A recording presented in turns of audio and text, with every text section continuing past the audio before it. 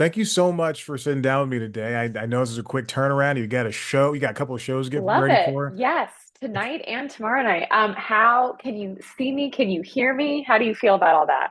Oh, you look fantastic. The Great. room is great, nice and white, like you Yes. just moved in. I'm staying at my friend's apartment right now, so I'm Uh, in their guest room, and I moved just all my suitcases to the other side. well, I mean, no, you have to unpack those. We have to get into what clothes you're gonna wear for the shows Oh, and that's right. how you get everything.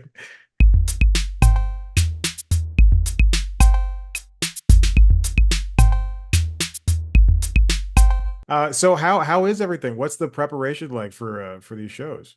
Things are great. The preparation for the shows at this point is uh, making sure I bring everything I need to the venue Mhm. and showing up to tech rehearsal on time. I'm in each city, it's a new venue, so it's a new tech person, it's a new rehearsal. Yeah. That's the part where I have the most, I have to be most focused because I'm like, okay, we got to show up, we got to become best friends, and then we have to make sure all the lighting is going to work and all the sound is going to work and everything is going to go perfectly, and then I can relax and enjoy performing.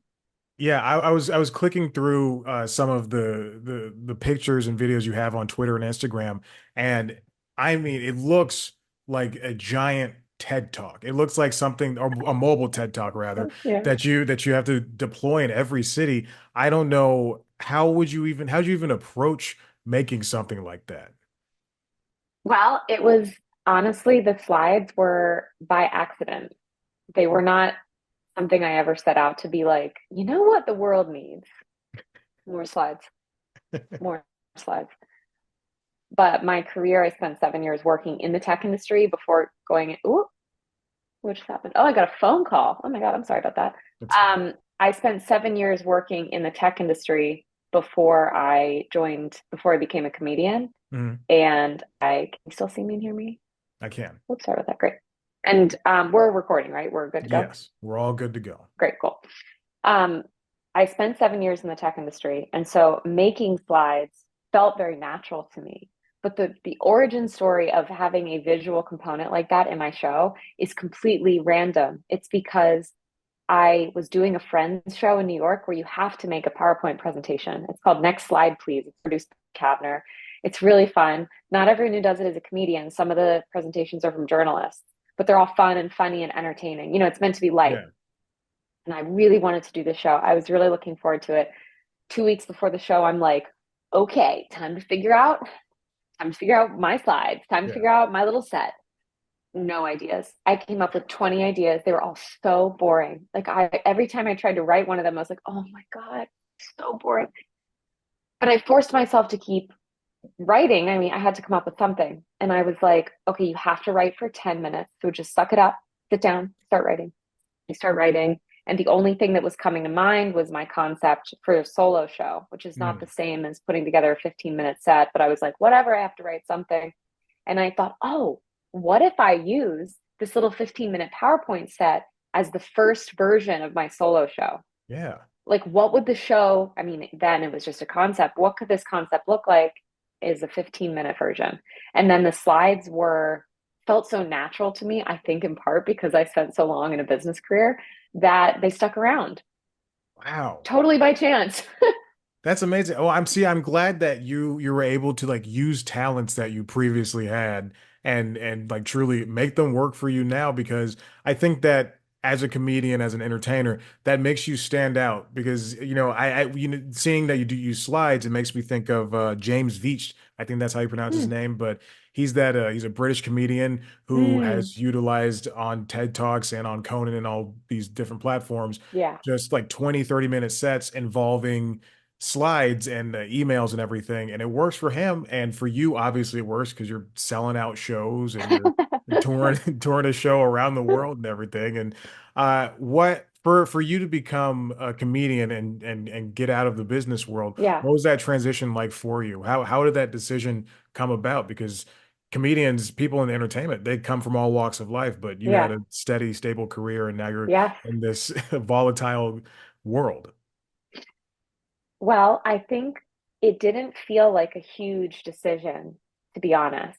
And the reason for that, in retrospect, I think is twofold. One, I made the decision during peak chaos of the pandemic. I'm talking Mm. Q4 2020. I'm talking pre-vaccine. I'm talking we were still dealing with the election. Like the Yeah. world was in we no one knew which way was up. People were living at home with their parents. People were bread, Wordle. Like it was just that remember that time Yeah.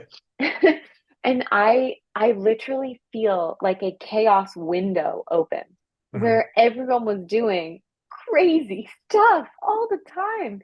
And I thought, okay, well, I mean, if I moved in with my mom, that wouldn't be crazy. Lots of people are doing that. And hey, if I moved in with my mom, I wouldn't have to pay rent, which would means my expenses would be much lower, which would mean I could maybe make a bold move if I want. And once a friend of mine asked if I was considering doing it full time, which until she asked, I wasn't. Mhm. Being asked that question, I was like, oh, no, no, no. I love my job. But it was like once someone asked, it was like the scroll was put on the table. And then over Yeah. a few months, I just watched it unfold. Because Mhm. each following conversation I had where someone was like, oh my God, I'm seeing your videos online or what's going on, I was like, yeah, I'm thinking about it. And then it went to like, actually, yeah, I'm making a plan to see if I could do it. And then it's like, oh, yeah, I just resigned. It just evolved. So it never felt like this crazy, like, oh my God, I'm taking this giant leap. I felt like everything is upside down. No one's going to notice if I do something wild. And then, two, it didn't feel that wild after letting the decision come after a few months. And I'll add a third thing actually. I don't feel like my goals when I left my tech job to do comedy were to like make it as a comedian, like be a big famous comedian. Yeah. And I think that changes the stakes for me. I really just wanted to know how it would feel to have all my time under my own control. I wanted to see what I was capable of. That still motivates me. I'm Right. just like, oh, I want to see what I can do. And so I think for those reasons, it didn't feel like, oh no, I'm taking this big risk and I might fail because the only thing I'm trying to do is like experience it. So I'm Right. succeeding. Yeah. Yeah. And I can see it because it feels like that's a very smart way to approach it because how many times have I seen gone online and seen somebody who's on TikTok or Instagram and they're just doing comedy because they want to be famous. They want to get Mm, a viral thing hmm and it feels like that is not coming from an I hate saying this word, an authentic place, I know what you but mean. for you it definitely is coming from that position and I think that's a great way to look at it because, Mm. like I've always looked into getting my pilot's license just for the hell Oh, of it. I think that'd be very oh, fun. But that's a year and a half of, doing part-time like studying and yeah, like going to these classes, and that's like 40 yeah, hours or 20 or 30 hours a week. But if somebody was rich and they like could just take off 6 months of work, yeah, then they yeah. could get it in 6 months. And so I Mm, think that's your approach in that in the terms of entertainment person, and it's working out for you. mm. I mean, so far. But how have you approached putting videos on online and trying to make stuff that is short form and that enough people can go, I like this person enough to follow them. I follow them. Let me go see them live. Like, Yes. do you think that people see that short stuff and then go, I'm ready to sit down and watch her do 45 minutes to an hour worth of comedy? Amazing question. Amazing question. Because interestingly, as I've been on tour, I've been really fortunate to chat with people after the show who literally say, I've been watching your videos for years, Mm, which wild. So yeah, I do think that to me, it's just a funnel. And again, that's my business background. You look at like the sales funnel or whatever, but right. people are exposed to my work initially because someone sends them a video. They're like, LOL, and then sends, the video. And maybe they follow me, maybe they don't, but then maybe they see another video a couple months later. And oh, yeah, that's the girl. Maybe then they follow me.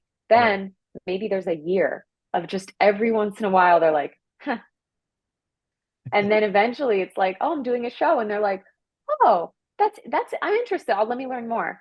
And so I don't think that any one video is going to be good enough or be impactful enough to change to drive like a purchase decision. That would have Mm, to be a freaking killer short form sketch video to be yeah. like, oh man, this 90 seconds went so hard. I'm gonna buy a $25 ticket to a show. That'd be amazing.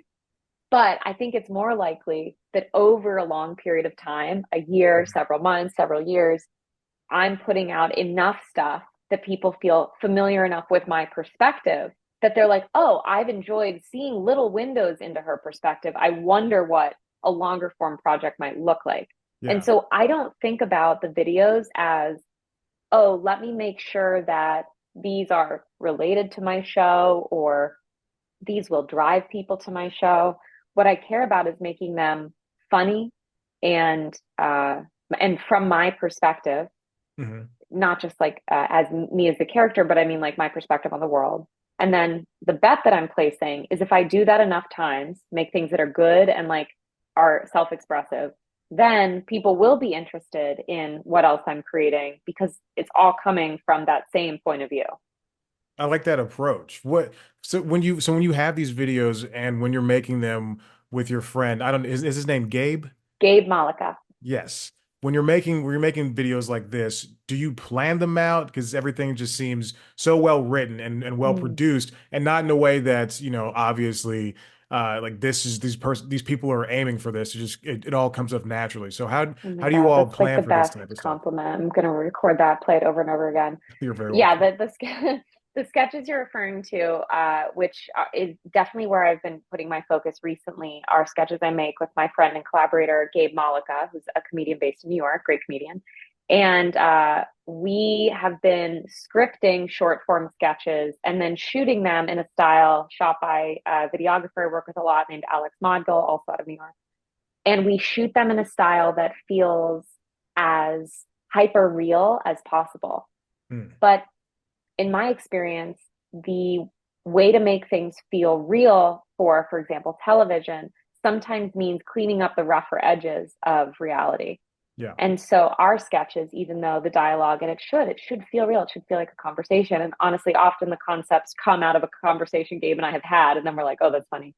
But there's like edges to reality you have to kind of sand down in order to make them feel enjoyable to watch for a TV on a TV show or like a short form sketch and stuff. And so, we might talk over each other a little bit, but we're maybe not talking over each other as much as you and I might in a normal everyday conversation.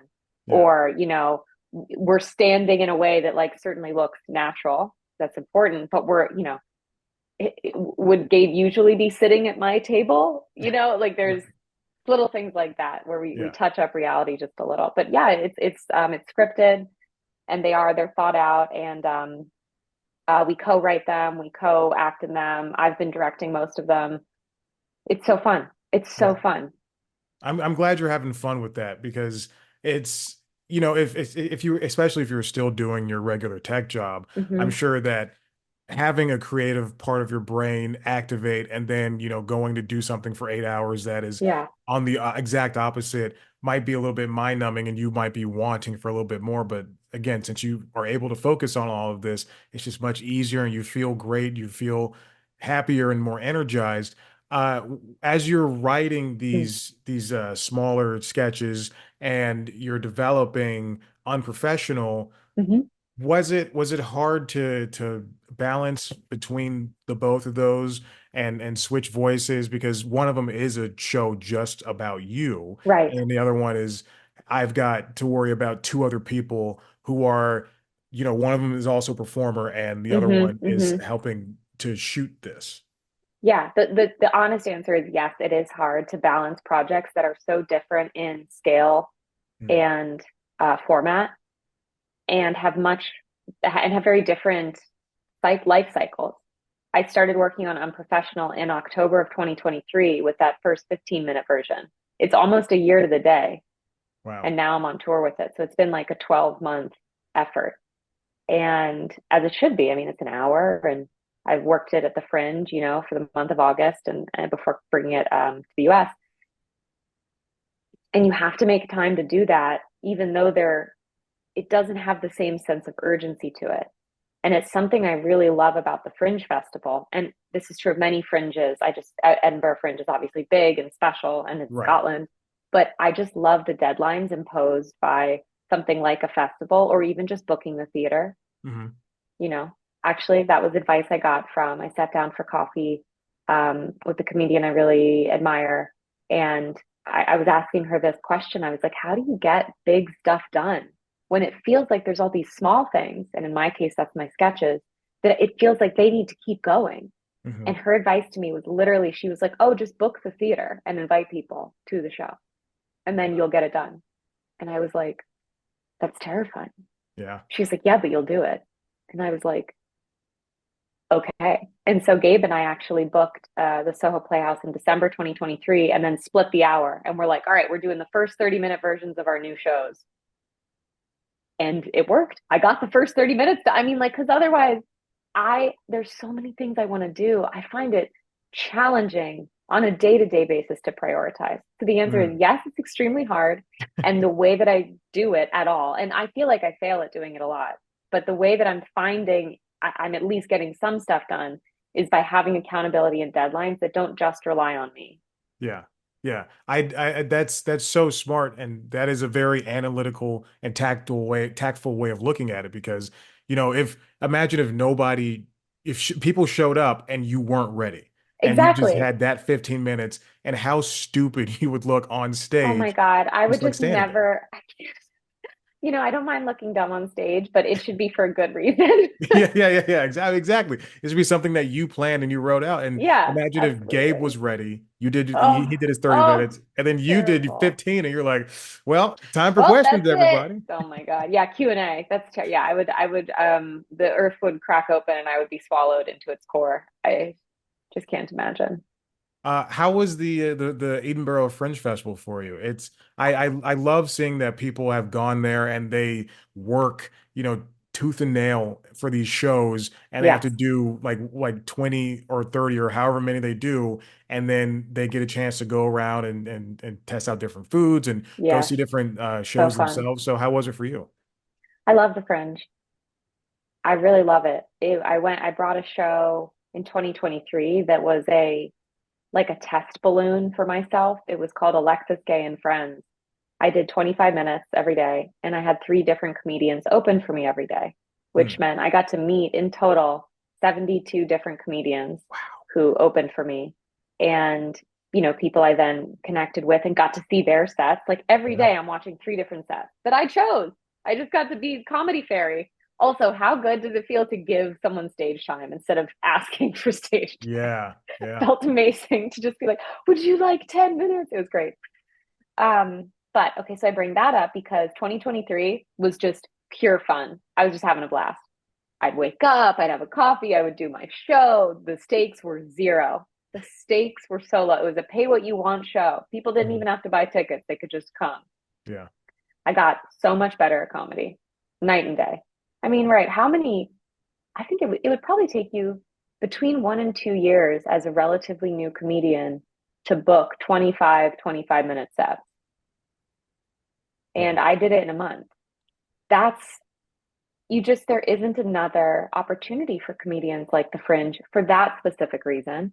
And then from a meeting people, meeting passionate, interesting comedians, it's there's so many of them Yeah. there. But 2023 was just like all fun, all making friends, having a good time. 2024, I was working my butt off. I still had an amazing time. It was still incredibly fulfilling, but it was not the like, woohoo, out till 3 in the morning, meeting up with British comedians. No, I was like, I am at work. I am on a 25-day work trip. I was sleeping 8 hours a night. I was making friends, but I just wasn't spending as much time like, tooling around having fun. And that was because this year was a much more serious effort. I had a Right. PR person, I had a promoter, I had a director, I had a producer. There was Wow. a big old poster with my face on it. All this stuff I didn't have in 2023. The stakes felt so much higher this year. Yeah. Did you so with that in mind and now having this whole team of people behind you, did you feel that pressure, the same type of pressure, but tenfold when you had to get that first 30 minutes for that the December show? It's, you know, when other people are involved, I'm always more, I know that more is riding on it, more is riding on me. Hmm. I don't really mind it. It doesn't feel worse.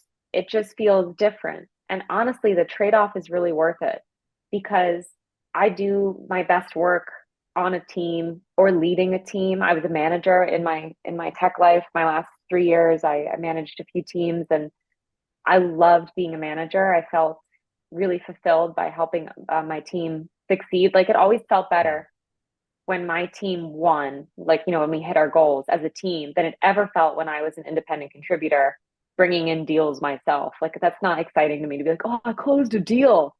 Like, all right. But when our team would like hit our revenue target, it's like, hell yes, team. So the trade-off of knowing like, oh, I need to be really listening to my director and taking their feedback and making sure Mhm. I'm prepared. And, I need to make sure I'm doing everything I need for our producer. It's more pressure because other people's reputations are involved, other people's Yeah. time. But the trade-off to me is that I get to have teammates.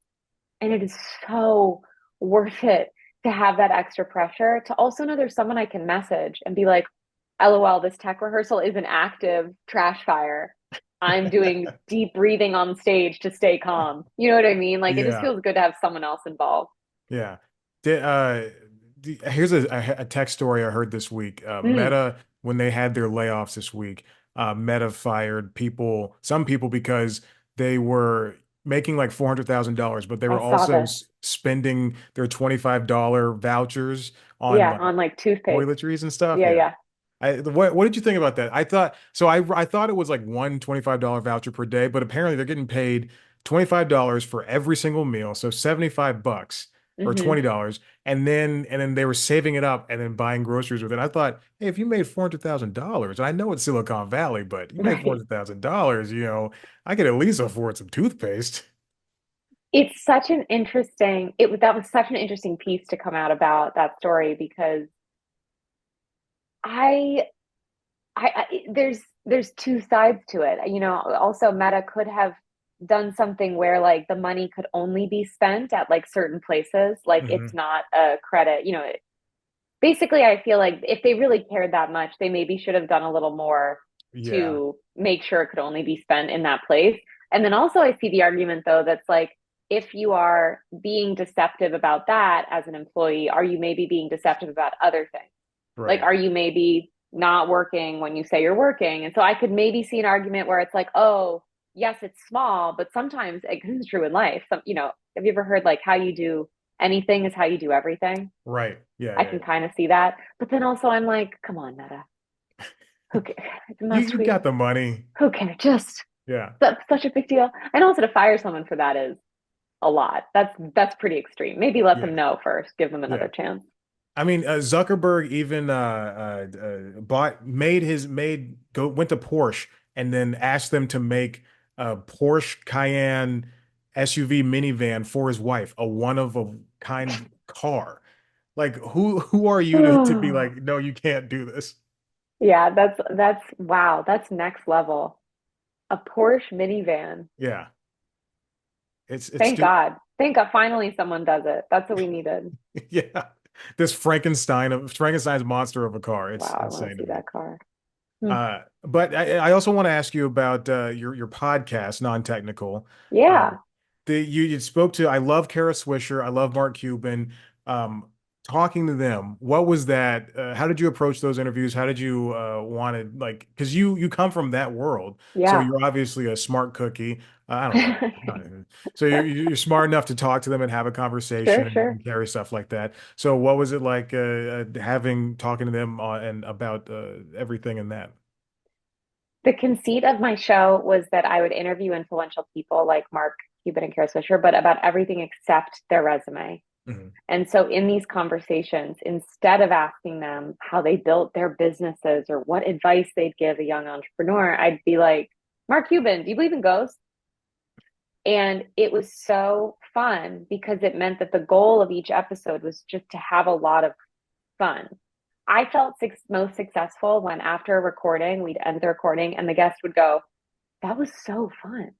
They would be like surprised almost. Yeah, yeah, yeah. They're so used to doing podcasts on the same topic, being asked the same questions, having to Mhm. sound smart, having to be insightful. And I wanted to give them 45 minutes. You just don't have to be all those things. Truly, you're just being yourself. You're just answering these questions about what you were like in high school and Yeah. how you take your coffee and stuff like that. And I did 106 episodes and I actually shut it down because I was going to the Fringe in 2023. And Wow. I felt that having this show that it was a creative concept Hmm. and you make a podcast, there's a lot of logistics. Yeah. And Yeah. it was starting to take up so much of my time. I worried I wasn't focused enough on stand up. And so that was a very tough decision to shut it down. But Okay. similarly, it also didn't feel that big by the time it got made. It felt very right. And I'm so glad I did. I mean, would I be doing Unprofessional right now? I don't know. Yeah. Yeah. There are moments when, I think like I was in between last year I was let go from Cartoon Network, and Oh, then sorry. that's fine, but it was a year ago. And then I joined Did you buy CNN. toothpaste with your meal stipend? They you know what? That I tried to buy Young Sheldon, but they Yep. wouldn't let me. They said Damn. that's Paramount, and they Yep. kicked me out of there immediately. Oh, hate when that happens. But they produced Young Sheldon, so that joke is somewhere in there. But I but I was laid off, and then I went to work at CNN, but that was like 7 months later. So in Okay. in that 7 months, I didn't have anything, and Yeah. there was a period of time where I stopped doing this, Mm. interviewing people. I stopped doing every other podcast because I've had this website for 11 years this past August. And Congratulations. That is a thank you. huge accomplishment. Thank you. I appreciate that. I started on a whim and now here we are. And here So, we are 11 years later. yeah. Wow. But what came out of that was like I was so tired and just like because I just Mm. wasn't getting what I wanted out of any of this. And Mm-hmm. then I came back and I feel like that time away really helped bolster what I want out of this. And Yeah. I'm putting in the same effort I was putting in before, but I'm Mm. doing things a little bit differently. And if for you to leave to stop doing the podcast and Yeah. to stop doing a mainline job and to Yeah. jump into entertainment, I think Mm. that we kind of had that same similar idea of just like, if I just did this now and then we just do it and Mm-hmm. then it Mm-hmm. works out. I anyway, so all that to say is, is it that time away can really put into perspective. Like if you're doing Unprofessional and you're making it this big event and you're Mm. having these Mm-hmm. shows and hopefully maybe you'll film it or maybe it becomes something else, Yeah. it can really inform those sketches that you do with Gabe, Yeah. and then that can inform the show, and then whatever is happening now can help make the next thing that much better because Totally. it's the grinding of on the whetstone, taking the knife, getting the whetstone and sharpening it, and Mm-hmm. that's what really helped with the Edinburgh Fringe Festival last year. You doing all those shows in a month, having fun, but then this Mm-hmm. year doing all those shows in a month, and it has to be a more real serious thing. It's going to pay off dividends. Now I haven't seen Unprofessional, so Right. But you're just, well, we're operating under the assumption it's good, yeah, which I really appreciate. Let's live in yeah, that space. yeah. But I mean, with these two shows coming up tonight and tomorrow, Yeah. it's I expect big things. Don't have that in the back of your head, but like I'm saying, I expect No, I big love it. things. I Yeah, love it. yeah. It's great. It reminds me a little bit of something that has been on my mind. It came from my first interview from non-technical, actually, with an entrepreneur named Ankur Nagpal, but he taught me about pronoia, which is the opposite of paranoia. And it's the idea that the universe is conspiring, but in your favor. I love that. That's beautiful. Isn't I'm gonna that steal nice? that. Yeah, please steal it. Yeah. I'm gonna start attributing it to everything. People talk about manifesting, so I'm gonna start doing that. It's similar. Yeah, I It's really just enjoy an that. interesting way to reset your mind. I'm not saying I bounce through the day in a Zen meditative state, being like, Yeah, oh, the universe has got my back. It's just a different way to think about how things move. yeah, yeah. What I want to ask you this before I let you go. What are you Sure. gonna do? What's your pre-show? What's your post-show ritual? What's going on for you whenever you're getting ready for performance? So on a day like today, when I have a tech rehearsal, I try to not do that much other stuff. So far I had a coffee and I had some breakfast. So that's really all I've done. Wow. Tech rehearsal, I'll be fully on. Tonight's interesting because my tech ends at 6, but my show doesn't start till 9. So I'm going to do something I don't usually do, which is that I'm going to go out to dinner. Oh, okay. What are you gonna Usually have? I don't know yet. Someone else is picking the restaurant, which is what a gift. Anytime anyone else picks the restaurant, that's a labor of love. Normally, I am teching the show, and then I will say there are a couple things I started doing at the Fringe that have stuck with me. One, so underrated. I do a 20-minute actor's vocal warm up. Wow. Okay. And is Yeah. that like not hollering, but just like It's warbling and no, everything? there is some hollering. It is okay, so it's online. I It's called an actor's warm up, and it's from a speech coach. And I started doing it because 3 or 4 days into the Fringe, where you're doing the show every day, so you're speaking for an hour straight every day. My voice was like a little. It was like I wasn't losing it, but it just felt a little weak, and I was like, Hmm. we're 3 shows in. That's not great." So I just Googled, looked up on YouTube an actor's speech warm up, and I wanted something specifically for acting because singing is a little different. Yeah. But this 20-minute vocal warm up, it has changed the way my voice feels on stage Okay. from just talking, which, sometimes you want your comedy to just sound like you're talking, Yeah. especially with something like stand up. But now when I do the warm up, it makes me feel more like my voice is like an instrument that I'm playing. I feel Oh, way more in control. And okay. so I make sure to do this 20-minute vocal warm up before all the shows now. So that's my big like thing I really have to do. And then other than that, um, I started doing this a couple shows ago where I remind myself that we're all here for the same thing, which is to have some fun. Yeah.